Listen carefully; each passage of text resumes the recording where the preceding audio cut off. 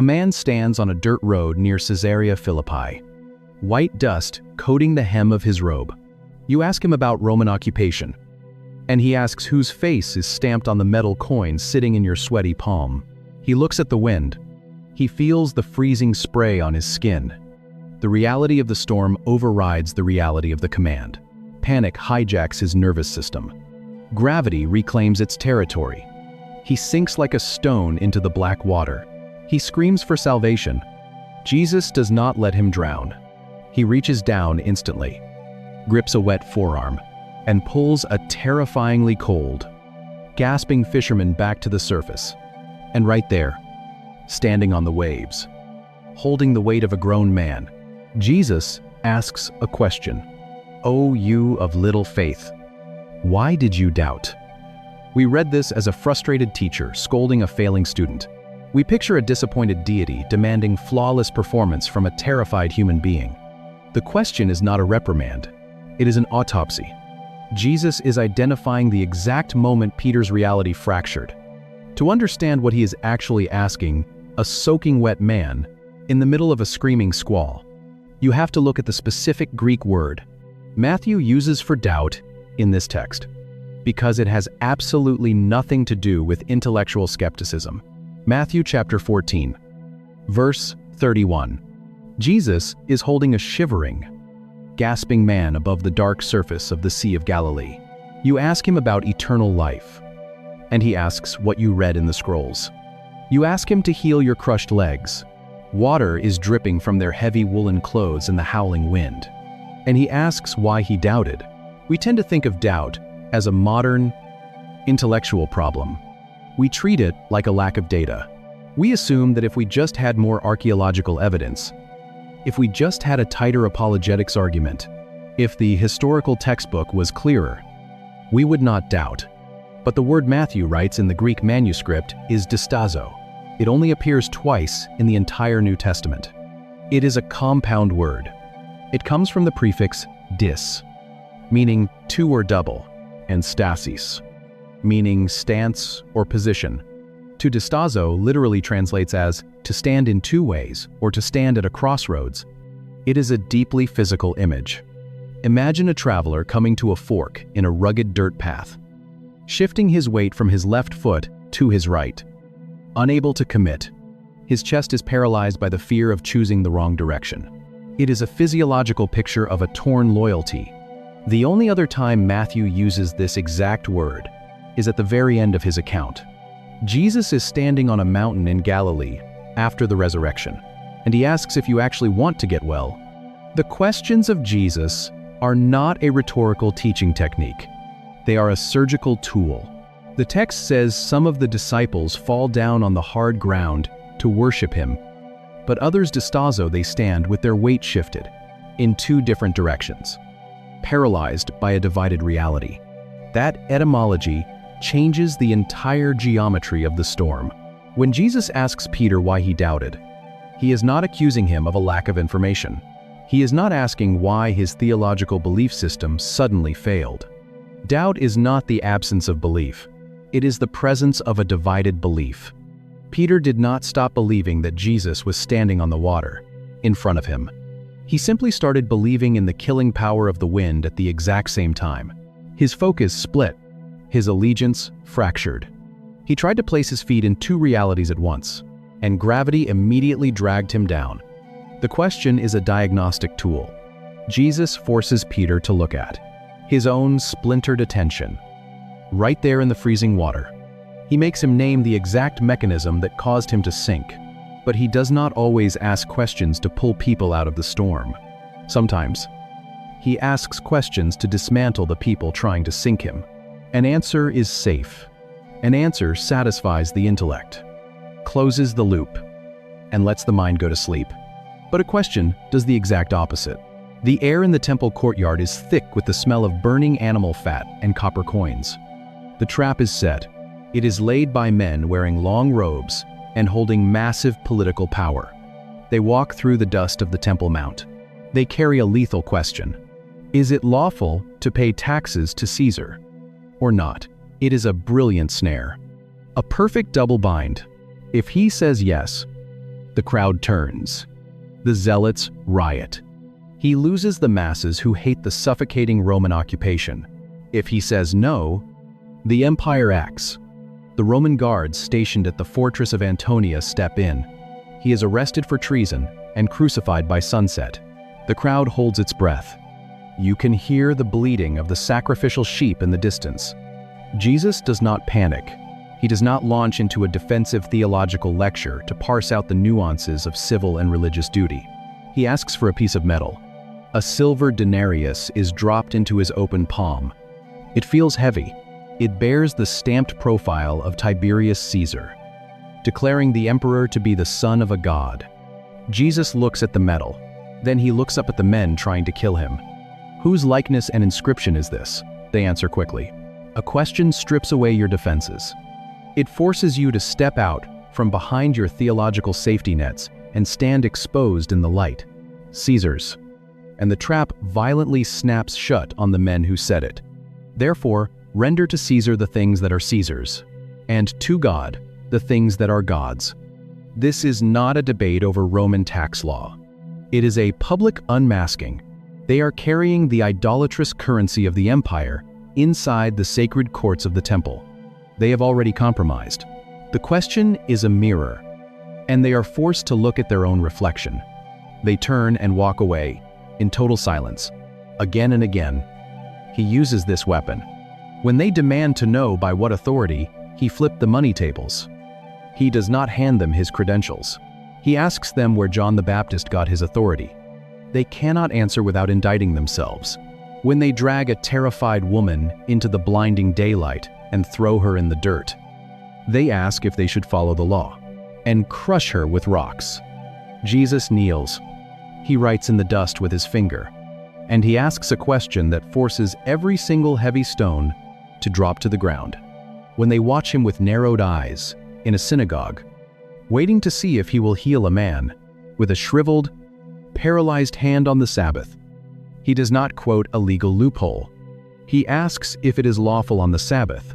When you hear the sound of a leper's bell ringing in the distance, or feel the cold stone of a tomb where a friend has been buried, to save life or to kill, they refuse to answer. Rapid fire, short bursts, total tactical dominance. Every time they try to pin him to the wall with their rigid religious categories, he turns the architecture of their own arguments against them.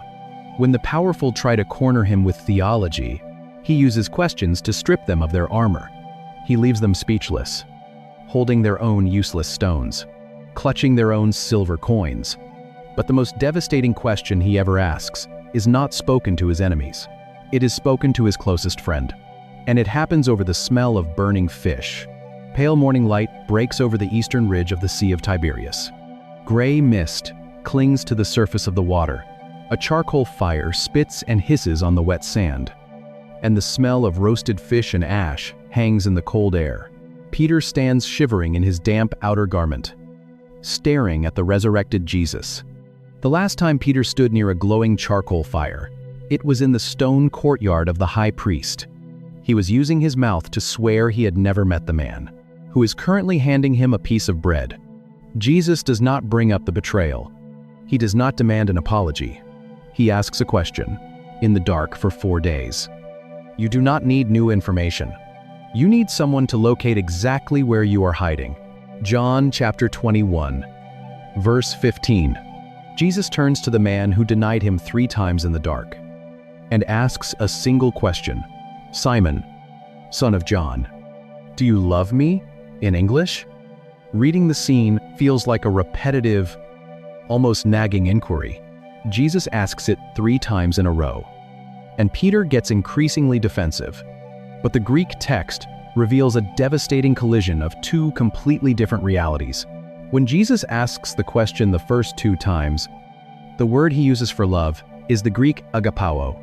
Agapao is unconditional, self-sacrificing, total surrender of the will. It is a divine, unbreakable devotion. But when Peter answers, "Yes, Lord, you know that I love you," he uses an entirely different Greek word. He replies with phileo. Phileo is brotherly affection. It is a deep, warm friendship. But it is conditional. It is human. Just days earlier, Peter had boasted, with the arrogance of agapao. He had loudly declared in Mark 14 that even if every other disciple abandoned Jesus, he would willingly walk into a prison cell and die for him. He claimed to possess a flawless, unconquerable devotion. And then a servant girl asked him a casual question by a fire. And his unbreakable devotion shattered into 1,000 pieces on the courtyard floor. That is what the 307 questions are doing. They are hunting. To feel the weight of this, now, on the beach, the arrogance is gone. Jesus asks for agapao. Peter, stripped of all his illusions, looks at his own catastrophic failure and realizes he cannot manufacture a divine love. He can only offer phileo. And then, the third time, Jesus asks the question, he does something staggering. He drops his standard. He switches his vocabulary. The third time, Jesus asks, Simon, do you phileo me? The final question is not a demand for perfection. It is a descent into grace. Jesus lowers himself to meet Peter, exactly where his broken humanity actually resides. He does not demand that Peter instantly produce a level of devotion he does not currently possess. He builds a bridge out of the only fractured affection Peter has left to give. And that descent changes how we have to look at our own failures. You know the smell of that charcoal fire. You have stood in the cold mist of your own broken promises. You have sat in the rigid plastic chair of a doctor's waiting room, or gripped a steering wheel with white knuckles in the dark, realizing that your massive theological declarations cannot stop you from sinking under the weight of actual human terror. If you are in a season where your faith feels like a divided stance, one foot resting on the promises of God, you cannot just read them as black ink on a white page. You have to step into the dirt of first-century Palestine, and one foot firmly planted in the panic of a crashing economy, a frightening diagnosis, or a fractured marriage. You do not need another sermon giving you 3 steps to peace. Answers let you agree from a safe distance. A question forces you to step onto the battlefield. If you are trapped on a mat of your own making, clinging to an identity forged by your limitations, you have to hear the question echoing against the stone pillars of your own life. Do you actually want to stand up? Do you possess the philo? The active, terrifying will to step away from the comforting paralysis of your excuses and face the crushing responsibility of a healed life? We spend so much of our time terrified that if God actually speaks to us, He will demand the agapao, the perfect, unbroken devotion we loudly promised Him when the weather was calm and the sky was clear. We assume that if we cannot produce that flawless love, we are disqualified from sitting by the fire. We hide in the shadows, clinging to our phileo, our fractured, conditional, entirely human affection, convinced it is not enough to secure a seat at the table. But Jesus does not leave you in the shadows. He walks into the cold morning air to meet you in the dirt and hear them spoken aloud, often in moments of extreme physical duress. You have to hear them asked over the roar of a violent storm. The 307 questions are not a theological exam. They are a rescue operation. He is hunting for you. He uses questions to bypass the heavy armor of your religious vocabulary, reaching straight into the quivering core of your actual desires, your actual fears, and your actual doubts. He is not asking for the idealized, perfectly holy version of yourself. He is asking for the terrified fisherman sinking in the dark. He is asking for the paralyzed man who has forgotten how to hope. He is asking for the broken friend who only has a fractured affection left to give. But to feel the full weight of what he is doing with these interrogations, you have to pull back and look at the entire map, because when you stack the moments together, a completely different picture of the divine emerges. 2 men followed him down a dirt road, and a question exposed their deepest desire. A paralyzed man lay by a stagnant pool, and a question forced him to choose a healed life. A fisherman sank into the Ractor, freezing Galilee, and a question diagnosed his divided allegiance. A group of powerful men held up a silver coin, and he turns to look at the 12 men trailing behind him. He does not give them a command. He does not deliver a theology lecture, or whispered beside a pool of stagnant water smelling of unwashed bodies. And to understand the pattern, a question shattered their political trap. A violent mob stood over a terrified woman, and a question dropped every heavy stone to the dirt. A grieving sister wept outside a sealed tomb, and a question demanded her ultimate trust. A broken friend sat by a charcoal fire, and a question built a bridge out of his ruined affection. 307 questions. 3 answers. 1. Relentless pursuit. But maybe the part that stays with me most is that charcoal fire on the beach in John 21. Not the grand theological debates in the temple courtyard, not the terrifying display of power walking on top of a midnight squall. The quiet, staggering descent of a resurrected Savior who lowers his own vocabulary to meet a freezing, humiliated fisherman exactly where he is. Jesus did not demand a flawless love before he offered a piece of bread. He took the fractured affection Peter had left, and he built a church on it. If you are in a season where you are terrified of the silence of God, wondering why he will not just give you a clear, bullet point answer to your crushing, you have to start at the very beginning. Because the first words he ever speaks in the Gospel of John are not a grand declaration of his divinity. Circumstances. Perhaps you are looking for the wrong thing. The silence of God is not an abandonment. It is an interrogation. He is not ignoring your pain. He is waiting for you to stop hiding behind your theological safety nets, your rehearsed excuses, and your paralyzing fear of the future. He is asking you to step out of the boat. He is asking if you actually want to leave your mat. He is asking what you are truly hunting for. If this reached something in you, subscribe. Leave a comment, even one word helps. Share this with someone who is desperately waiting for an answer, but who might actually need a question. Pray for us as we keep digging into these texts, and may the God who has never once been afraid of your broken allegiance meet you on the violent waters of your own storm and pull you up into the terrifying, beautiful light of his grace. They are a question. We build massive religious systems to avoid being interrogated. We construct stone cathedrals with echoing vaulted ceilings. We write thick theological volumes bound in heavy leather. We memorize complex dogmas, argue over ancient translations, and recite perfectly timed liturgies. We do all of this because analyzing the divine from a safe distance is infinitely more comfortable than being addressed by it. But the Jesus of the texts refuses to stay on the examination table. The first words he speaks in John's account are thrown over a dusty shoulder to 2 men, stalking him down a narrow dirt road. What do you want? That is how our modern Bibles usually translate it. But the Greek verb is zeteo. What are you seeking? What are you hunting for? What is the unseen craving driving your feet down this particular road? This is not a polite greeting. It is an excavation.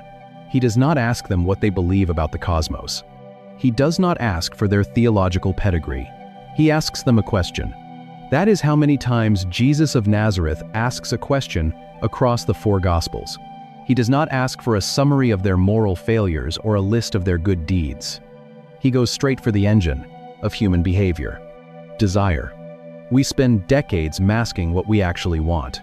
We dress up our greed as professional ambition. We dress up our paralyzing fear as practical wisdom. We dress up our obsessive need for control as religious devotion. We layer words upon words to hide the raw, trembling core of our actual motives. A question bypasses the layers. A theological statement can be debated.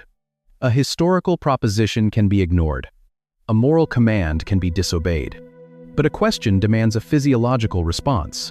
When you are asked a direct, piercing question, your brain chemically shifts. The neural pathways light up. You cannot remain passive. You have to locate yourself in space and time. You have to rummage through your own internal darkness to formulate an answer. Jesus uses this biological reality with devastating precision.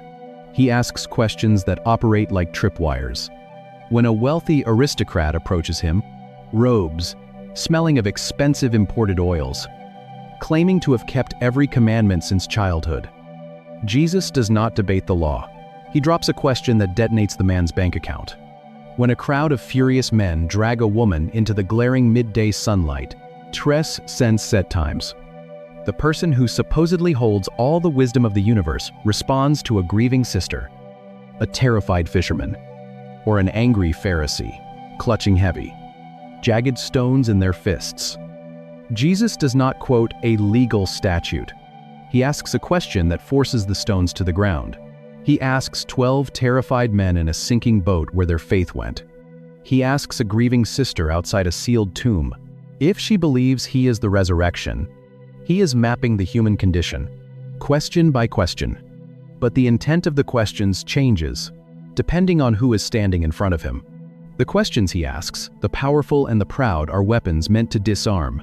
The questions he asks, the suffering, are something else entirely. They are doorways. And the most offensive doorway of all is offered beside a pool of stagnant water. The smell of unwashed bodies, dried blood, and infected wounds hangs heavy in the humid Jerusalem air. Under the 5 massive stone porticos of Bethesda, a sea of human suffering lies waiting by the edge of a deep pool.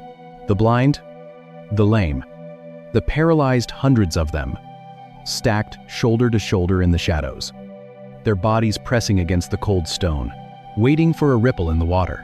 Jesus walks into this ward of despair. He steps over twisted limbs. He bypasses dozens of people crying out for alms. He walks straight toward a man who has been paralyzed for 38 years, by throwing a question right back into their chest. Most people assume a savior comes to provide answers. 38 years is an eternity.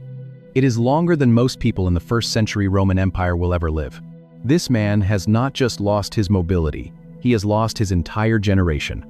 His joints have locked, his muscles have withered into useless cords, and his skin has hardened against the rough woven reeds of his mat.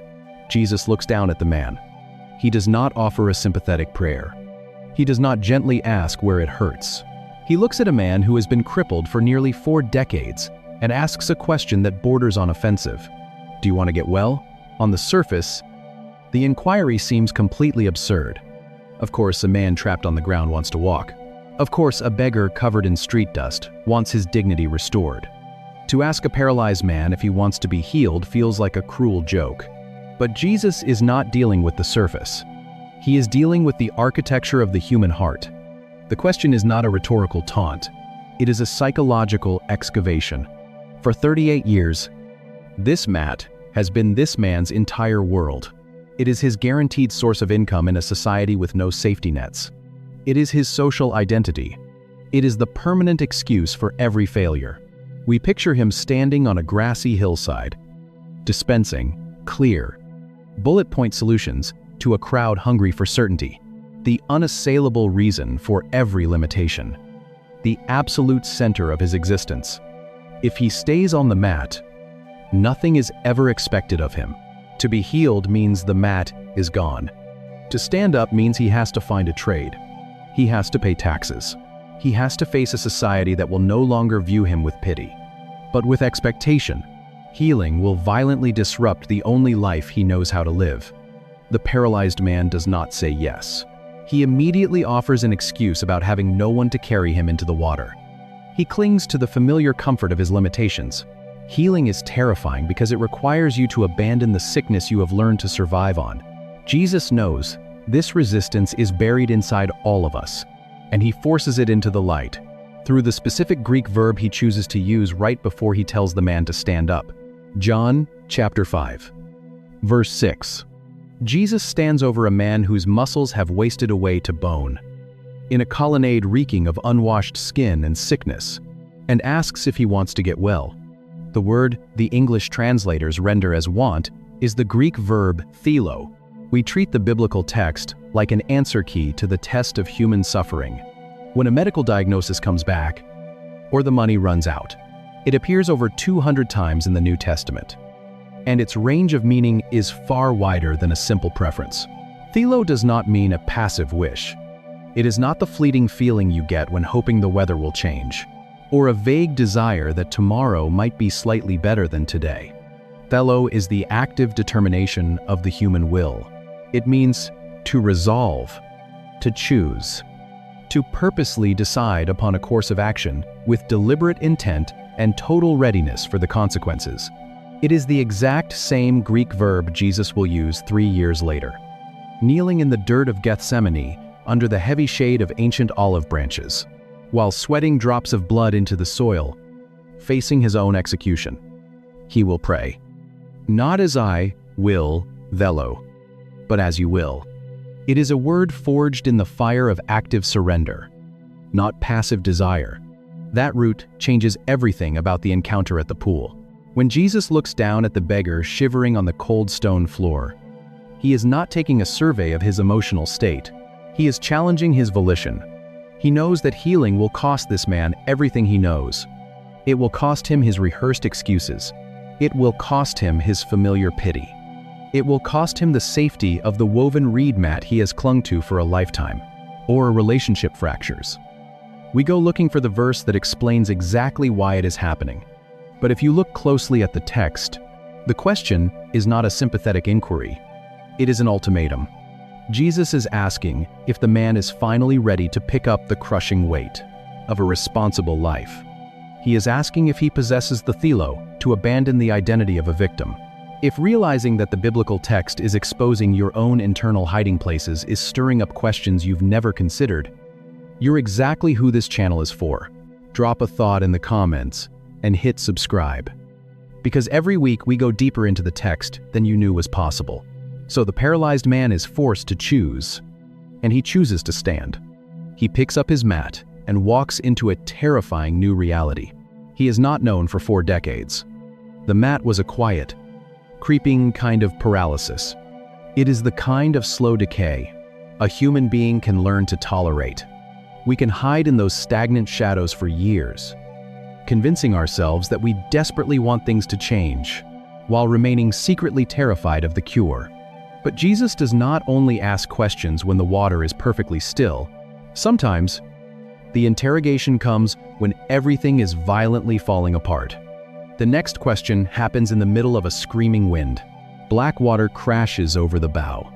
Salt stings the eyes. Lungs burn with cold air. 12 men grip the splintering timber of a fishing boat. The math tells a jarring story. He is asked 183 questions by the people around him. He only directly answers 3 of them, fighting a storm that refuses to break. They are seasoned fishermen. They know the geography of this lake. They know a wind this violent kills men. They have been rowing against a headwind since nightfall. 9 straight hours of muscle failure. Their hands are blistered against the heavy wooden oars, and the hull is filling with water faster than they can bail it out. It is the 4th watch of the night, sometime between 3 and 6 a.m., the darkest, most exhausted hour of human consciousness. A figure steps through the violent spray. They scream. They think it is a ghost. But a voice cuts through the gale, calm and steady against the chaos. "Take heart, it is I. Do not be afraid." Peter yells back into the dark. He does not ask for the storm to stop. He does not ask for a rescue boat. He asks for an impossible command. "Lord, if it is you, command me to come to you on the water." Jesus gives one word. Come. Stepping out of the boat is an act of sheer, irrational desperation. It defies every instinct wired into the human brain. But Peter throws his leg over the side. His bare foot hits the surface of the Galilee. The water holds. He takes a step. Another step. For a few impossible seconds, human flesh stands on top of a churning abyss. Then, the adrenaline wears off.